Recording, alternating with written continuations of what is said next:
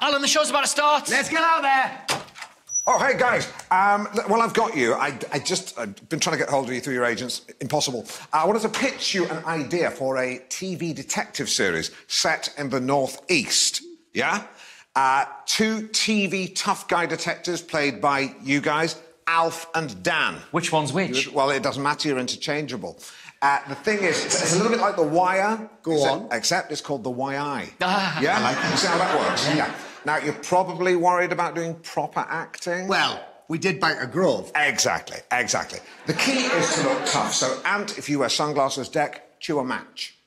And even better still, if you could grow some stubble. I don't know if that's an issue for you guys. No, just give us 2... Maybe 3 months' notice. Right, great. I really can see you guys, sliding over the bonnet of a car. Probably something like a Vauxhall Nova. And what about you? Are you in it? What do you do? Yes, I am. I'm playing the Chief Police Commissioner. It's a little bit like Cressida Dick. In fact, it's like a combination of Big Daddy and Cressida Dick. So in a way, I suppose you could call me Cressida Daddy. Oh, thank God for that. Roll the titles.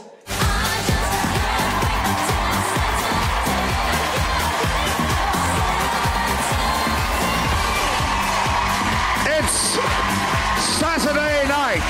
It's 7 o'clock and we are live from Television Centre in London.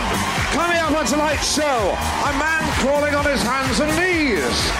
Ant and Dec having handcuffs on their wrists, which for some reason are on fire. Oh, and George Ezra's here. Can you hear me, George? No? OK. Plus, for one night only, your star guest announcer, it's me, Alan Partridge, and I'm here to plug my live show. Or maybe do that later. Aha! But first, he's about to run down the left-hand staircase. That's Ant McPartlin. And about to run down the right-hand staircase, slightly quicker to catch up. That's Declan Donnelly. And this is Ant and Dec's Saturday Night Takeaway! With me, Alan Partridge! Oh, it's great to have you here, Alan. It's great to be here, and I actually mean that. Well, we are both huge fans of yours. Very excited you're here. Have you seen much of Saturday Night Takeaway? Well, how long have we been on? 2 minutes? Yeah, well, about 2 minutes. You never watched it before tonight? No. Good God, no. No, on a Saturday night, I usually have a Tinder date with a very sexy divorcee. Different one every week, obviously. Obviously. Well, that very sexy divorcee's losses are gained tonight because he's here with us all evening. Alan Partridge, everybody!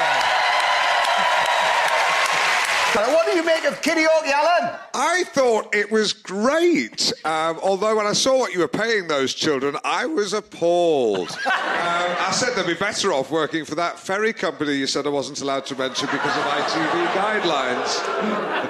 Still to come tonight, Stephen Mulhern, the man who even Alan Partridge thinks is a bit like Alan Partridge. The ghosts of Genghis Khan and Caligula, which is hysterical, but it's not historical. George, I've been told he can hear me now. No, he still can't hear me. I'll see you in a few minutes.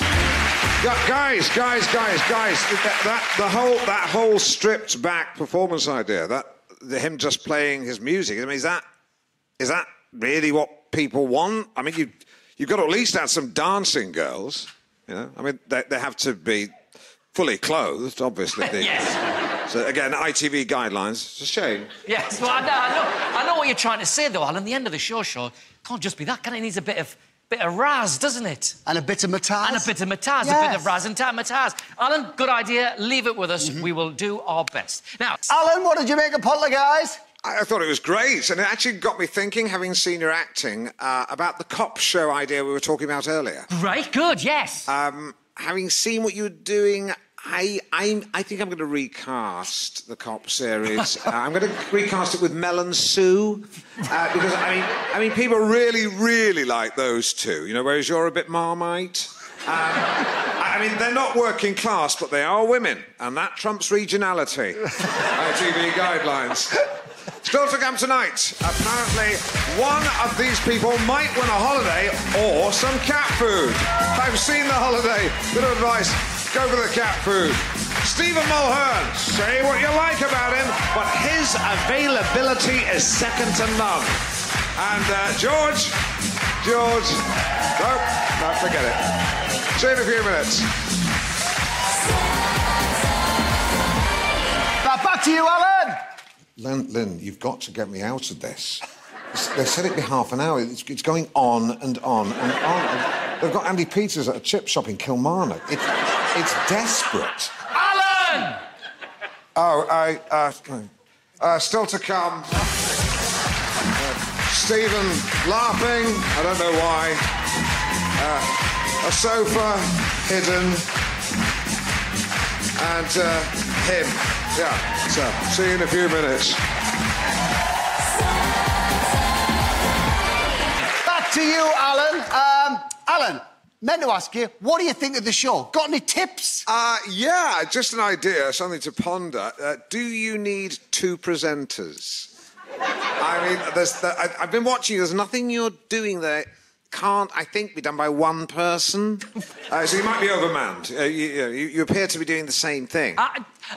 That's not true. We're completely different people. Just tell us what's coming up, Alan. Yeah, well, QED. OK, well, still to come tonight.